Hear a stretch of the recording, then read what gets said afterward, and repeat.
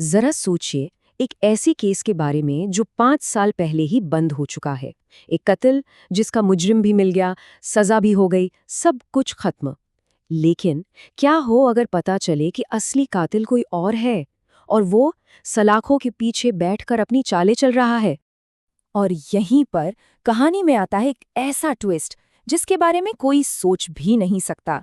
एक कुख्यात serial killer जो पिछले 15 सालों से जेल में है, अचानक उस कत्ल का जुर्म कबूल कर लेता है जो 5 साल पहले हुआ था। सवाल ये है, अगर वो जेल में था तो उसने ये कत्ल किया कैसे?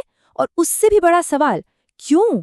तो आखिर ये इतना नामुमकिन सा लगने वाला इकबालिया बयान है क्या? इसको समझने के लिए सबसे पहले इस कहानी के किरदारों से मिलना होगा। जानना होगा कि इस उलझी हुई पहेली के सेंटर में आखिर कौन कौन है। असल में सारा का सारा खेल, सारी उलझन इसी टाइमलाइन में छुपी है। देखिए, 15 साल पहले सीरियल किलर भार्गव को 11 कत्ल के जुर्म में जेल हो गई। ठीक, फिर 5 साल पहले जानवी नाम की एक महिला का मर्डर हुआ और उसके पति वासु को सजा मिल गई। और आज भार्गव जेल के अंदर से ये दावा कर रहा है कि जानवी को उसने मारा था। ये कैसे मुमकिन है? तो हमारे सामने दो कैदी हैं।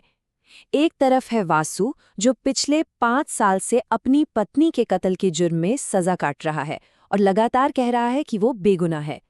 और दूसरी तरफ है भार्गव, एक खूंखार सीरियल किलर जो पहले से ही जेल में है और अब एक और कत्ल की जिम्मेदारी ले रहा है।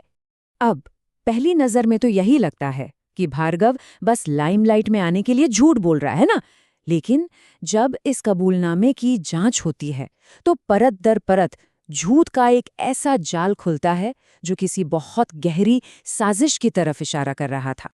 देखिए, भार्गव कोई ऐसा वैसा कातिल नहीं था। उसका एक फिक्स पैटर्न था, एक सिग्नेचर स्टाइल। वो हमेशा महीने की 12 तारीख को ठीक रात के 12 बजे ही कत्ल करता था और सिर्फ उन्हीं औरतों को मारता था जिनका जन्मदिन भी 12 तारीख को होता था। लेकिन जानवी का मर्डर, उसकी तारीख भी अलग थी, समय भी अलग था और सबसे बड़ी बात, भार्गव को अपनी 12 राशियों की लिस्ट पूरी करने के लिए एक मकर यानी कैप्रिकॉर्न राशि की महिला चाहिए थी, जबकि जानवी वृश्चिक यानी स्कॉर्पियो थी। मतलब कुछ भी मैच नहीं हो रहा था। तो फिर से हम उसी सवाल पर आकर अटक जाते हैं। अगर सारे के सारे सबूत चिल्ला चिल्ला कर कह रहे हैं कि भार्गव कातिल हो ही नहीं सकता, तो वो ऐसा जुर्म कबूल कर ही क्यों रहा है? आखिर उसका असली मकसद क्या है? अब जब जांच करने वाले इस पहेली में पूरी तरह उलझे हुए थे, तभी उन्हें एक ऐसा क्लू मिलता है जो मानो पूरी बाजी ही पलट देता है। एक पल के लिए तो ऐसा लगा जैसे केस सॉल्व हो गया, लेकिन असलियत तो कुछ और ही निकलने वाली थी। और सच का रास्ता वो छिपा था जानवी के आखिरी पलों में। मरते मरते उसने अपनी किताबों की अलमारी की तरफ इशारा किया था और वहीं एक किताब के अंदर से एक कोडेड नोट मिला। उस कोड को जब डिकोड किया गया तो एक ईमेल आईडी और पासवर्ड हाथ लगा और उस ईमेल के अंदर एक ऐसी खौफनाक साजिश का वीडियो सबूत था जिसकी किसी ने कल्पना भी नहीं की होगी। और ये साजिश थी जिविशा हॉस्पिटल में चल रहा एक अवैध ऑर्गन रैकेट। इसे चला रहे थे सीनियर डॉक्टर हेमंत और इंस्पेक्टर मनोहर। हाँ, वही पुलिस वाला जिसने वासु को अरेस्ट किया था। ये लोग मिलकर मरे हुए मरीजों के शरीर से अंग निकालकर बेच रहे थे। तो अब कहानी बिल्कुल साफ लग रही है ना? जानवी को इस रैकेट के बारे में पता चल गया था, इसलिए उसे चुप कराने के लिए मार दिया गया और इल्जाम उसके पति वासु पर लगा दिया। मतलब वासु बेगुनाह है, केस बंद, है ना? लेकिन अगर कहानी इतनी सीधी होती तो फिर इस पूरी पिक्चर में भार्गव का क्या काम? असल में ये जो ऑर्गन रैकेट था ना, ये तो असली मास्टरमाइंड के खेल में सिर्फ एक मोहरा था, एक छोटा सा प्यादा। असली खेल तो इससे कहीं ज्यादा बड़ा और खतरनाक था। तो अगर जानवी के कातिल डॉक्टर हेमंत और इंस्पेक्टर मनोहर थे, तो फिर भार्गव ये झूठा इल्जाम अपने सर क्यों ले रहा था? उसका असली प्लान आखिर था क्या? और अब जो कनेक्शन सामने आने वाले थे, उन्होंने तो जैसे पूरे केस का नक्शा ही बदल दिया। भार्गव, उसे अपना 12वां शिकार चाहिए था, जो कि मकर राशि की हो। डॉक्टर हेमंत, जो ऑर्गन रैकेट चला रहा था, वो जज कल्पना का पति था। और जज कल्पना, अरे ये तो वही जज थी जिन्होंने वासु को सजा सुनाई थी, जिनका जन्मदिन 12 जनवरी को आता है और जिनकी राशि है मकर।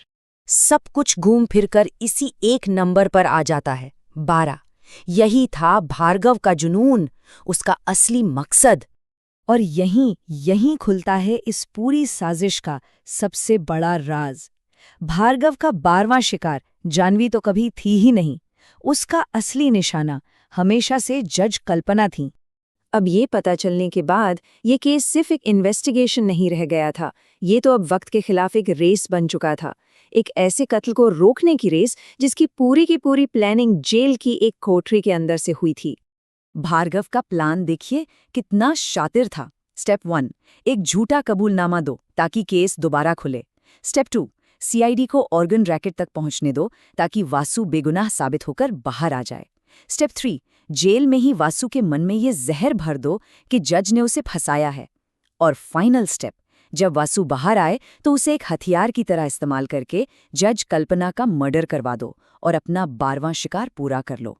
मतलब भार्गव ने वासु के दिमाग में ये बात पूरी तरह से बैठा दी कि जज कल्पना ने अपने पति को बचाने के लिए उसे झूठे केस में फंसाया था। अब वासु की आज़ादी जज की मौत का परवाना बनने वाली थी। और वो आखिरी मोमेंट, वासु जज पर हमला करने ही वाला था कि सीआईडी की टीम पहुंच गई। और उसे रोकने के लिए किसी बंदूक या ताकत का नहीं, बल्कि जानवी के आखिरी वीडियो मैसेज का इस्तेमाल किया गया। अपनी पत्नी के शब्द सुनकर, जो हमेशा उसे सच के रास्ते पर चलने को कहती थी, वासु रुक गया। तो आखिर में सवाल ये था कि भार्गव ने ये सब किया क्यों? और उसने अपने इस पागलपन की वजह बताई। उसकी माँ, जो एक ज्योतिषी थी, जिसने उसके दिमाग में ये बैठा दिया था कि अगर वो 12 अलग-अलग राशियों की 12 औरतों की बलि देगा तो उसे मोक्ष मिल जाएगा। ये सब एक अंधविश्वास के लिए था। तो आखिर में ये पूरा केस एक बहुत ही परेशान करने वाला सवाल छोड़ जाता है कि जब सिस्टम किसी को इंसाफ देने में नाकाम हो जाता है, जब किसी को धोखा मिलता है, तो क्या बदला लेना सही हो जाता है? क्या इंसाफ की तलाश इंसान को खुद एक अपराधी बना सकती है? सोचने वाली बात है।